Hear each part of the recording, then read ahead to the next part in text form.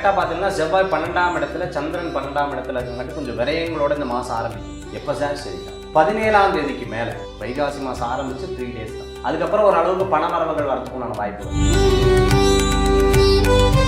படிப்பில் வந்து பார்த்துட்டிங்கன்னா அவங்க ஏதாவது ரைட் அபவுட் சென்னை அப்படின்னு சொன்னால் சென்னை இட்ஸ் பிளேஸ்ட் இன் சென்னை அப்படின்னு சொல்லிட்டு சென்னைங்கிற வார்த்தையை 200 வார்த்தை போட்டு ஞானமாக எழுதிக்கணும். அதை பார்த்தோன்னா மார்க் போடுற அளவுக்கு மார்க்கில் என்ன நல்லா மார்க் வந்துடும். சில தடங்கள் மீது தான் சில காரியத்தை ஜெயிக்கிறதுக்குண்டான வாய்ப்புகள் ஏற்படுத்தி கொடுக்கும். தொழில் முறைகள்லாம் நல்லா இருக்குது. தொழில் லாபங்களாக வரக்கூடிய வாய்ப்புகள் உண்டு.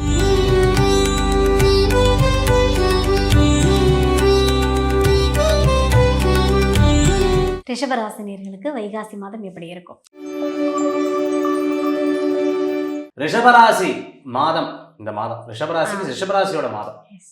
மாதத்தின் ஆரம்பத்தில் கரெக்டாக பார்த்தீங்கன்னா செவ்வாய் 12ஆம் இடத்துல, சந்திரன் 12ஆம் இடத்துல இருக்கங்காட்டி கொஞ்சம் விரயங்களோட இந்த மாதம் ஆரம்பிக்குது.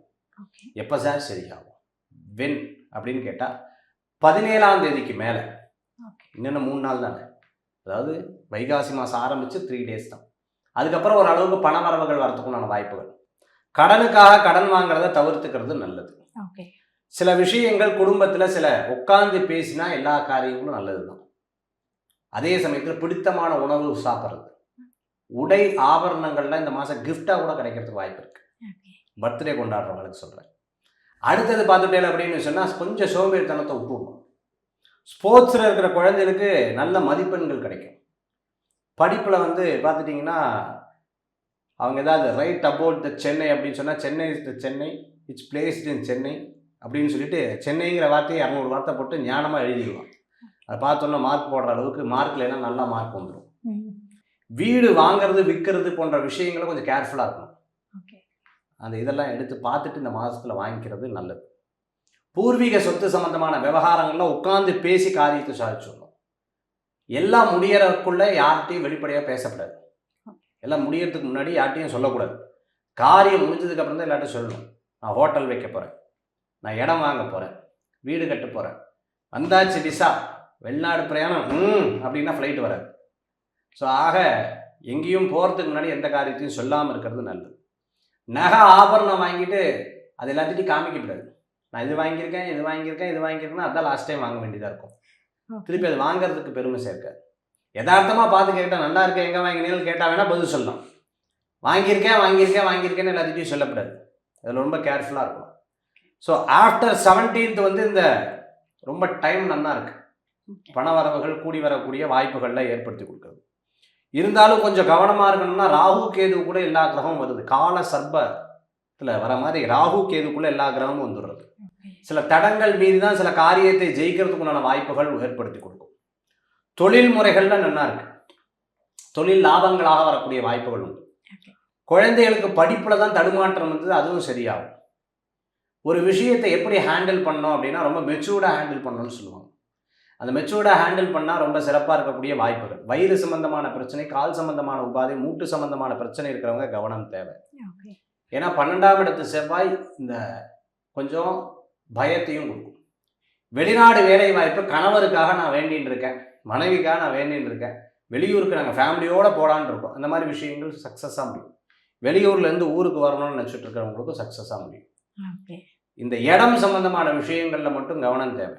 வழிபாட்டுக்குண்டான தெய்வம் மகாவிஷ்ணு வழிபாடு இந்த மாதத்தில் ரொம்ப சிறப்பாக கொடுக்கும். Super sir, super. இப்போ வைகாசி மாதம் வரப்போகுது. வைகாசி மாதம் 12 ராசி நேயர்களுக்கும் எப்படி இருக்க போகுது? இந்த வைகாசி மாதம்ங்கிறது 15/5/2026 அன்னைக்கு தொடங்கி அடுத்த முடிகிறது பார்த்தீங்கன்னா 14/6/2024 14/6/2026 வரைக்கும் நமக்கு வந்து இந்த வைகாசி மாத பலன்கள் இருக்குது. இந்த வைகாசியில் என்னென்ன விசேஷங்கள் வருது? வைகாசி விசாகம் வந்துடுறது, அது ஒரு சிறப்பு விசேஷங்கள் இருக்குது. வைகாசினாலே விசேஷம்தான். முகூர்த்தம் நிறைஞ்ச அற்புதமான மாதம் இந்த வைகாசி மாதம். 2வது மாதம், அதாவது கால புருஷ தத்துவத்தில் ரிஷப மாதம்னு சொல்லுவாங்க. இந்த மாதத்தை என்ன மாதம்? ரிஷபம். உழைப்புக்கே உண்டான மாதம் இந்த மாதம். 2ஆம் இடம் ஜோதிட சாஸ்திரத்தில் என்ன சொல்லுதுன்னா பொன் பொருள் ஆபரணங்கள் பணம் கையிருப்பு பேச்சு உணவு அதே போன்று செல்வ செழிப்பு வாக்குஸ்தானம் குடும்பஸ்தானம்னு சொல்லுவாங்க.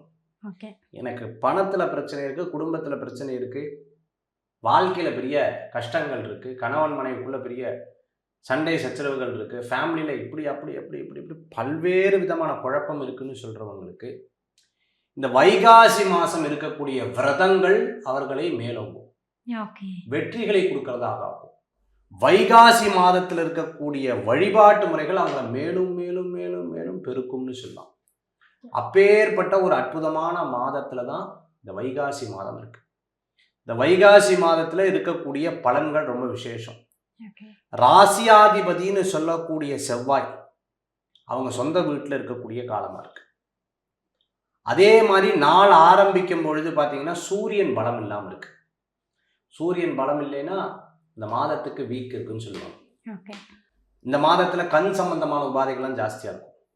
உடம்புல ஹீட் சம்பந்தமான பிரச்சனைகள், சூடு சம்பந்தமான பிரச்சனைகள், ரத்த சம்பந்தமான பிரச்சனைகள், இந்த ப்ரெஷர் சுகர்லாம் இருக்கு இல்லையா, அதெல்லாம்.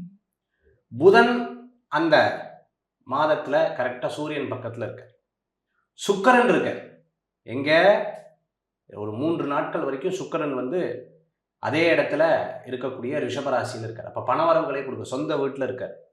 ஒரு 3 நாட்கள் 17ஆம் தேதி வரைக்கும் இருக்கார். அப்போ இதெல்லாம் ஒரு சுப விஷயங்கள், அதாவது குட் சைன் அப்படின்னு சொல்லுவாங்க.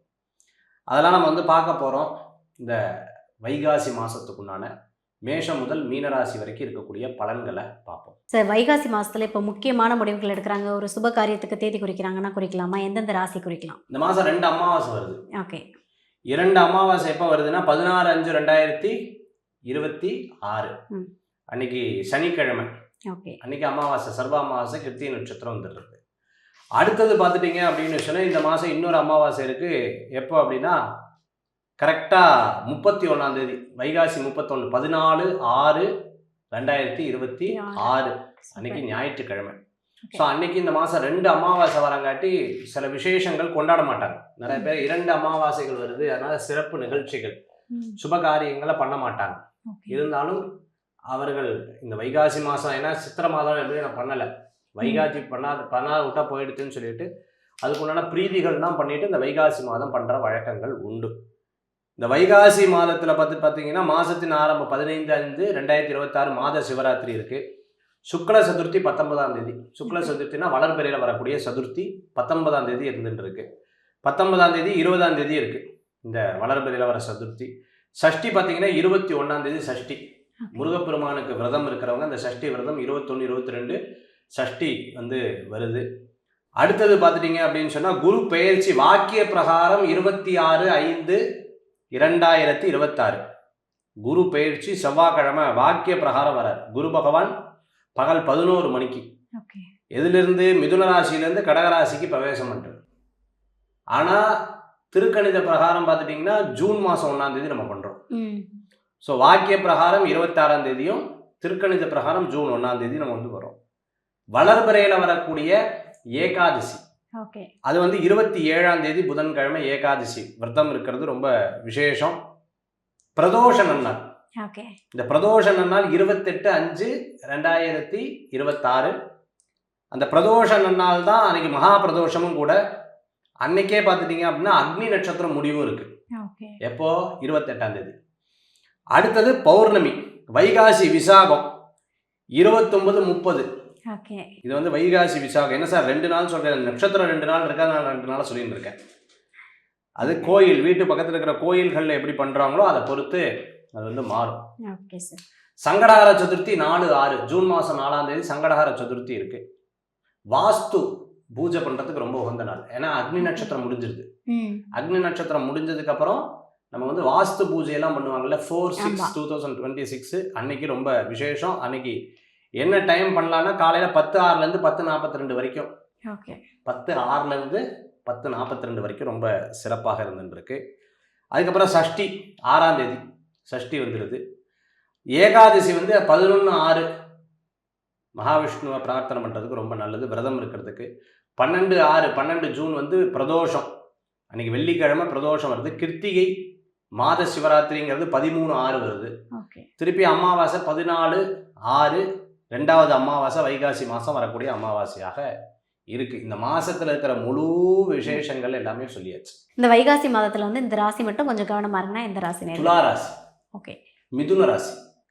துளாராசியும் மிதுன ராசியும் இந்த மாதத்தில் கொஞ்சம் கவனமாக இருக்கக்கூடிய மாதமாக இந்த மாதம் இருக்கும். ஓகே. இது கொஞ்சம் கேர்ஃபுல்லாக இருக்கும். ஓகே. இப்போ தொழில் தொடங்கணும்னு நினைக்கிறாங்கன்னா எந்த ராசினியர்கள் வைகாசி மாதத்தில் தொழில் தொடங்கலாம்? பொதுவாக தொழில் தொடங்குறதுக்கு கடக ராசிக்கு ரொம்ப சிறப்பாக இருக்குது. ஓகே. சிம்ம ராசிக்கு சிறப்பாக இருக்குது. ஓகே. சிம்ம ராசிக்கு பெனிஃபிட்ஸ் அதிகம். கன்னி ராசிக்கு ரொம்ப சிறப்பாக இருக்கும். ஓகே. விருச்சிக ராசிக்கு ரொம்ப சிறப்பாக இருக்குது. விருச்சிகத்துக்கு ரொம்ப சிறப்பாக இருக்கக்கூடிய ஒரு இதாக இருக்கும். வேலை வாய்ப்புனா தனுசு ராசிக்கு நல்லா இருக்குது. ஓகே. வேலைக்கு போகிறதுனா தனுசு ராசிக்கு நல்லா இருக்கக்கூடியதாக இருக்கும். கும்பத்துக்கு ஓரளவுக்கு பரவாயில்ல, சாதகமாக இருக்குது. மீனத்துக்கு சுமாராக இருக்குது.